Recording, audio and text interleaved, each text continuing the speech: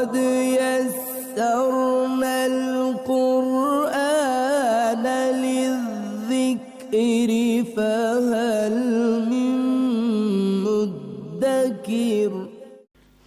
الحمدللہ رب العالمین والصلاة والسلام علی سید الانبیاء والمرسلین، اما بعد فاعوذ باللہ من الشیطان الرجیم، بسم اللہ الرحمن الرحیم۔ قابل احترام آپ واقف ہیں 28ویں پارے میں سورۃ الممتحنہ ہماری چل رہی ہے۔ اس کی 7 آیات ہم پڑھ چکے ہیں، اس کی کل 13 آیات ہیں اور یہ 2 رکوعات پر مشتمل مختصر سی سورہ مبارکہ ہے، لیکن اس کے جو موضوعات ہیں وہ بڑے مضبوط قسم کے احکامات ہیں۔ اس کا کچھ تناظر کہ آج کوئی پہلی دفعہ دوست شریک ہو، درس میں ہوا ہو تو پچھلے وہ کانٹیکس سے آگاہ ہو جائے۔ یہ صورت نازل ہوئی اس دور میں کہ جب مسلمان جو ہے وہ ہجرت کر کے مکہ سے مدینہ چلے گئے تھے، اور مدینہ طیبہ جانے کے بعد ان کو جو مشکلات پیش آئیں ان میں سے ایک مشکل یہ بھی تھی کہ کچھ لوگوں کے رشتہ دار ابھی مکے میں تھے، تو کچھ مسلمان تھے اور کچھ مسلمان نہیں بھی تھے۔ اس حوالے سے مسلمانوں کے لیے فیصلہ کرنا بڑا مشکل تھا کہ ہم تو ہجرت کر کے آ گئے ہیں مدینہ، ہمارے جو رشتہ دار پیچھے ہیں ان کا کیا بنے گا؟ تو وہ کچھ نہ کچھ ان کے ساتھ ان کا سفارتی تعلق قائم رہتا تھا، تو بڑی مشکلات بھی پیش آئیں۔ وہ ایک خط وجہ بنا حاتب نبی بلتا کا، جو انہوں نے ایک عورت کے ہاتھ مکے بھیجا، جس کی پچھلی آیات میں ذکر گزرا۔ آج کی آیات میں 2 باتیں ہم شیئر کریں گے، اور اس کے لیے ایک سیشن کی ہمیں اور ضرورت پڑے گی، تب ہمارا یہ 1 رکوع مکمل ہوگا جس کے ساتھ سورت بھی مکمل ہو جائے گی۔ وہ یہ ہے کہ پہلی آیت میں جب ہم پڑھیں گے تو اللہ تعالیٰ نے مسلمانوں کو مکہ کی جو فتح ہے اس کی بشارت دی ہے کہ تم زیادہ دیر پریشان نہ رہو۔ ظاہر ہے تمہارے رشتہ دار مکے میں ہیں تو پریشانی تو ہے تمہیں، لیکن یہ مکہ فتح ہو جائے گا، تمہارا پیغام مکے تک واپس پہنچے گا، اللہ تمہیں عروج دے گا اور وہ رشتہ دار تم سے مل جائیں گے۔ یہ پہلی آیت مبارکہ میں۔ اگلی جو آیات ہیں ان میں اسلام کا ایک بڑا سافٹ کارنر آج بھی جو دنیا کو بتانے کی ضرورت ہے وہ یہ ہے کہ کفر سے اسلام کو مسئلہ نہیں ہے کہ کوئی کافر رہے۔ اسلام کا معاملہ یہ ہے کہ پیغام اسلام کا لوگوں تک پہنچ جائے، وہ کافر رہیں یا نہ رہیں یہ اسلام کا میٹر نہیں ہے، اسلام کا کام ہے کلمہ حق ان تک پہنچانا۔ اسلام کا اصل مسئلہ یہ ہے کہ کوئی کافر اسلام دشمنی پہ کتنا اتر آیا ہے، اس کو پھر اسلام ڈیل کرتا ہے۔ ورنہ آپ دیکھیں کہ مکے میں کافر تھے تو مسلمان تو برداشت کرتے رہے 13 سال، پھر اس کے بعد ہجرت ہوئی۔ اب ہجرت بھی ہوئی تو مسلمانوں نے نہیں چھیڑا مکے کے کافروں کو، وہاں حضور نے خود کو مستحکم کیا، موافقت مدینہ ہوا اور ساتھ ہی ایک میثاق مدینہ ہوا۔ لیکن جب مکے والوں نے چڑھائی کی بدر کی شکل میں تو پھر مسلمان جو ہیں وہ اٹھے، احد میں بھی اٹھے ہیں، خندق میں بھی اٹھے ہیں، حدیبیہ میں بھی، اور فتح خیبر میں بھی، اور پھر فتح مکہ ہوا ہے۔ تو یہاں آیات اگلی 2 میں یہ وضاحت کی گئی ہے کہ ان کافروں سے اسلام کا مطلب نہیں ہے جو امن سے بیٹھے ہیں، لیکن جو اسلام کے خلاف پراپوگنڈا کرتے ہیں، اللہ فرما رہا ہے ان کو ڈیل کرنے کی بڑی ضرورت ہے۔ تو آج بھی یہ پیغام دنیا تک جانا چاہیے کہ کفر سے اسلام کو مسئلہ نہیں ہے، لیکن اسلام دشمنی میں جو آگے بڑھے، دیکھیں ہمسایہ غلط بھی ہو تو آپ کیا کر سکتے ہیں، لیکن ہمسایہ جب آپ کو چھیڑے گا تو پھر آپ کو دفاع کرنا تو آپ کا حق ہے۔ یہ پہلی جو 3 آیات ہیں ان کا لب لباب میں نے آپ کی خدمت میں رکھ دیا ہے۔ ایک آیت ہم ریپیٹڈلی پڑھیں گے، لاسٹ ٹائم پڑھی تھی لیکن آج اس کو کلیئر کرنا ضروری ہے۔ اعوذ باللہ من الشیطان الرجیم، بسم اللہ الرحمن الرحیم۔ عسى اللہ ان یجعل بینکم وبین الذین عادیتم منہم مودہ۔ یہ ان کی ہے حوصلہ افزائی اور ان کو امید دی جا رہی ہے مدینے کے لوگوں کو، تمہارے رشتہ دار مکے میں ہیں، فکر نہ کرو، اللہ محبت پیدا کر دے گا، مکہ فتح ہو جائے گا۔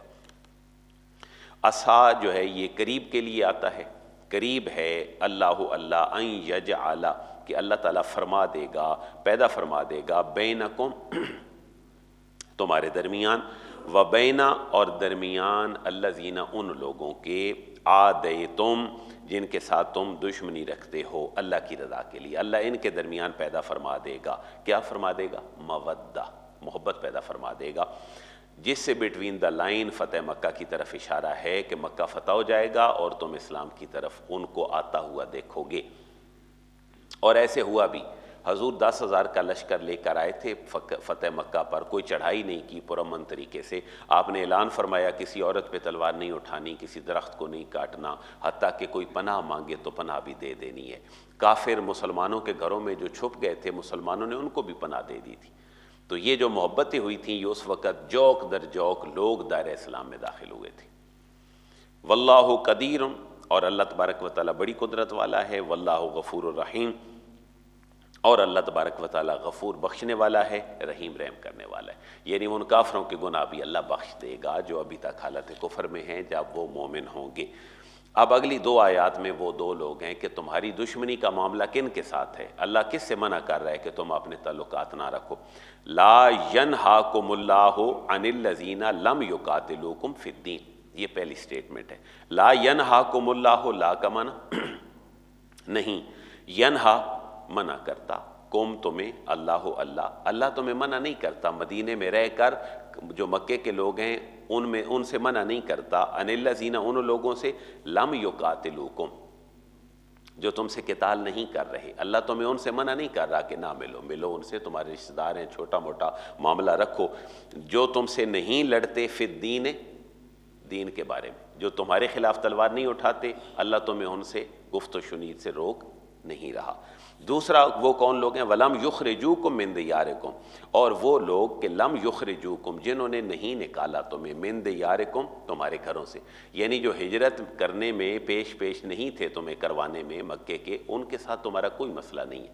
اللہ تمہیں نہیں روک رہا ان سے. کس چیز سے نہیں روک رہا؟ ان تبروہم، کہ تم ان کے ساتھ احسان کرو، اللہ تمہیں سے نہیں روک رہا. وَتُقْسِطُوا إِلَيْهِمْ، اور ان کے ساتھ انصاف کا برتاؤ کرو، اللہ تمہیں نہیں روک رہا. نیکی بھی کرو اور ان کے ساتھ انصاف کا معاملہ بھی کرو. حالانکہ یہ لوگ کون ہیں؟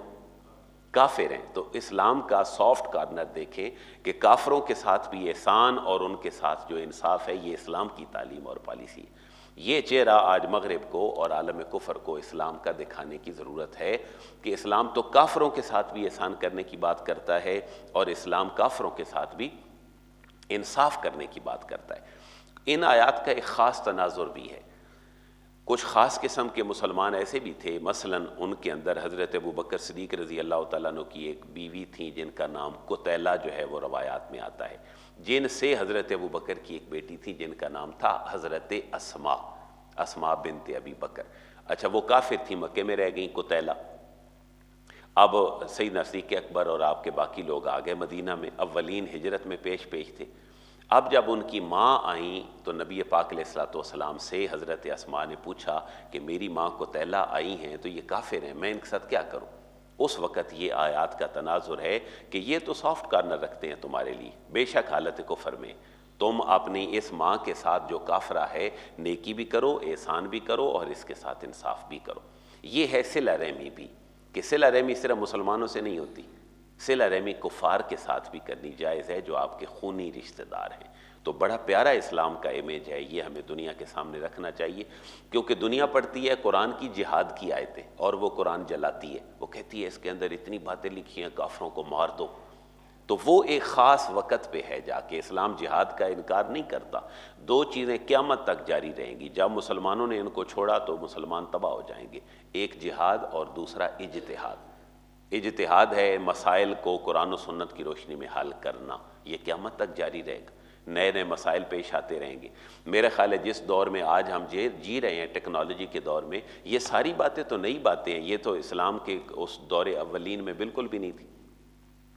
دیکھیں بلڈ ایک دوسرے کو ٹرانسفر کرنا اور جو افزائش نسل ہے، بچے پیدا کرنے کے نئے طریقے اور جو برتھ کنٹرول ہے اس حوالے سے، جدید میڈیکل سائنس کے حوالے سے بہت سارے مسئلے بالکل نئے ہیں. لیکن اسلام اجتہاد کرتا ہے اور مسلمانوں کا یہ فریضہ ہے کہ قیامت تک وہ اجتہاد کرتے رہیں. لیکن اس میں مسئلہ یہ آتا ہے کہ جہاد چڑھ جاتا ہے ان لوگوں کے ہتھے جو جاہل ہیں اور ان کو لوگ مقامی اور عالمی استعمال کرتے ہیں مجاہدین کو، پھر اسلام کا امیج خراب ہوتا ہے. جیسے پاکستان کا 40-50 سالہ آپ وقت دیکھ لیں کہ کیسے مجاہدین، لڑائی تھی امریکہ اور روس کی تو جہاد کون کرتا رہا؟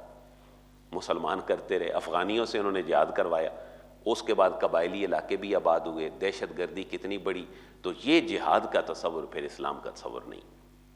اور جو اجتہاد ہے وہ اسلام کہتا ہے کہ مینٹلی ایفرٹس ہونی چاہیے، مسائل حل ہونے چاہیے. لیکن ایک بندہ سارا دیر کاروبار کرتا ہے، اپنی فیکٹری چلاتا ہے، مشینیں چلاتا ہے، وہ مجتہد بھی ہے ساتھ ساتھ. وہ ہر بندے کے ہر کام کو کہہ رہا ہے یہ بدعت ہے، یہ شرک ہے، یہ اسلام نہیں ہے. تو اجتہاد کا دائرہ کار بھی متعین لوگوں کے ہاتھوں میں ہے جو قرآن و سنت کے اوپر عبور رکھتے ہیں. اس لیے یہ دو باتیں اسلام کی ایسے پہلو ہیں جن سے انکار ممکن نہیں. لیکن یہ بچوں کے کھلونے نہیں ہیں کہ جہاد بھی دے دیا جائے ہر بندے کو اور اجتہاد بھی دے دیا جائے ہر نتھو خیرے کو جی میں تو مجتہد ہوں. کیونکہ ایک بڑا المیہ ہے سوسائٹی میں، باقی سارے لوگ اپنی ڈومین میں رہتے ہیں، لیکن اسلام کے اوپر گفتگو کرنا، لاجک پیش کرنا، یہ ہر بندے کی ایک اپنی ہی منطق ہوتی ہے. یہ بہت بڑا ظلم ہے جو آج نوجوان نسل کے ساتھ ہمارے یوٹیوبر مولویوں نے کیا ہے جن کا اسلام سے تعلق کوئی نہیں. ان کو میں ایسی زبانیں دے دی ہیں کہ ان کے نزدیک ہر بندہ غلط ہے. یہ بڑا المیہ ہے سوسائٹی میں، اور اسلام صرف ڈسکشن کے لیے رہ گیا ہے، عمل کے لیے کوئی نہیں. اچھا عمل کے لیے اسلام دیکھنا ہے نا تو صرف دو باتوں میں دیکھ لیں، آپ کو پتہ چل جائے گا اس سوسائٹی میں کتنا اسلام ہے. شادی پہ آپ دیکھ لیں اور آپ مرنے پہ دیکھ لیں. یہ دونوں باتیں 80% ہماری اسلام کے خلاف ہوتی. یہ دو صرف ایونٹ ہیں، باقی زندگی تو الگ پڑی ہے، اس کو دیکھ لیں کہ کیسی اسلام کے مطابق ہوتی. تو یہ جو دو باتیں ہیں، اجتہاد اور دوسرا جہاد اور اجتہاد، یہ دونوں دروازے کھلے ہیں، لیکن نااہل اور طفل جو بچے ہیں ان کے لیے نہیں کھلے، جاہل لوگوں کے لیے نہیں. اس کی پوری اپنی ڈومین ہے جس کے اندر رہ کر اجتہاد بھی ہوگا اور جہاد بھی ہوگا. ان اللہ یحب المقسطین، ان بے شک اللہ تبارک و تعالیٰ یحب پسند فرماتا ہے المقسطین، انصاف کرنے والوں کو. اللہ تعالیٰ انصاف کرنے والوں کو پسند فرماتا ہے. اگر ایک کافر کو کوئی مسلمان مار دے گا، کسی مسلم کنٹری میں کافر کو مسلمان مار دے گا بلا وجہ، تو مسلمان کی سزا بھی قتل ہی ہے، حالانکہ اس نے مارا کس کو ہے؟ کافر. یہ ہے انسانی جان کی حرمت، مسلمان کی جان کی نہیں، انسانی جان کی یہ حرمت ہے مسلم اسٹیٹ اور مسلم کنٹری کے اندر. اللہ روکتا کس سے ہے؟ انما ینہاکم اللہ عن الذین قاتلوکم فی الدین. انما در حقیقت ان فیکٹ ینہا روکتا منع کرتا ہے کم تمہیں اللہ عن الذین ان لوگوں سے قاتلوکم جنہوں نے تم سے قتال کیا، جو تم سے لڑے، فی الدین دین کے معاملے میں، جنہوں نے تمہارے دین کو غلط کہا، تمہارے دین کے اوپر چڑھائی کی، لوگوں کو مارا گھسیٹا، ان لوگوں سے اللہ تمہیں منع کرتا ہے. اور ان لوگوں نے ہی پھر تمہیں نکالا، وَأَخْرَجُوكُمْ اور انہوں نے تمہیں نکالا، مِن دِيَارِكُمْ تمہارے گھروں سے، یعنی ہجرت کروانے پر ان لوگوں نے تمہیں مجبور کیا. وَظَاهَرُوا اور انہوں نے مدد کی، عَلَىٰ إِخْرَاجِكُمْ تمہارے نکالے جانے پر. ٹھیک ہو گیا؟ مکہ سے مدینہ نکالے جانے پر جن لوگوں نے تمہارے خلاف کسی کی مدد کی، اللہ تمہیں ان سے روکتا ہے کہ ان کے ساتھ تم تعلق قائم نہ رکھو. کس بات سے اللہ روکتا ہے؟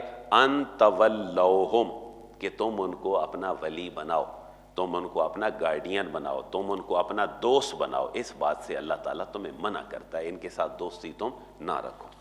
وَمَن يَتَوَلَّهُمْ اور جو انہیں دوست بنائے گا، فَأُولَٰئِكَ هُمُ الظَّالِمُونَ تو یہی لوگ وہ ہیں جو کون لوگ ہیں؟ ظالم لوگ ہیں. اور اللہ تبارک و تعالیٰ ایسے ظالم لوگوں کو کبھی ہدایت نہیں دیتا. اب جو اگلی آیات ہیں یہ بڑی طویل طرح کی ہیں، ان کے اوپر سیشن ایک ہونا چاہیے کیونکہ 2-3 طرح کے مسائل ہیں. تھوڑی سی بیس آج بنا لیتے ہیں، کل ہم ترجمہ کریں گے انشاءاللہ. کہ جو مسلمان مرد مکہ چھوڑ کر مدینہ آئے تھے، ان کی بیویاں کافر مکے میں تھیں، ان کا کیا کیا جائے گا؟ اب اس کے بارے میں ہمیں کل ان آیات کے اندر رہنمائی ہے کہ جن مسلمان مردوں کی بیویاں جو ہجرت کر کے آ گئے تھے مکے سے مدینے، ان کی بیویاں کافر تھیں. ظاہر ہے پہلے کافر اور مسلمان کا نکاح ہوتا تھا. نبی پاک علیہ الصلوۃ والسلام کی بیٹیوں میں سے بھی حضرت زینب رضی اللہ تعالیٰ عنہ جو حضور کی بڑی بیٹی ہیں، ان کا جو نکاح ہے وہ ایک کافر کے ساتھ تھا، اور ایسے چلتا تھا نظام پورا. اس کے بعد ان آیات میں اب منع کر دیا گیا. اور یہ صورت کون سی ہے؟ مدنی ہے. تو مدینے کے اندر آ کر اس چیز کی ممانعت ہوئی کہ اب کافروں کے ساتھ تمہارے نکاح نہیں ہوں گے. یہاں تک بھی اہل کتاب کی عورتوں کے ساتھ نکاح کا معاملے کی اجازت رکھی گئی کہ اہل کتاب اگر فیمیل ہو تو میل مرد مسلمان ہو تو وہ نکاح کر سکتا ہے، لیکن اہل کتاب اگر مرد ہو تو وہ مسلم لیڈی کے ساتھ نکاح نہیں کر سکتا. اب اگر وہاں سے کوئی عورت ہجرت کر کے آ جاتی تو پھر اس کا ایمان جانچنے کی ضرورت ہے کہ وہ جاسوس بن کر تو نہیں ہے.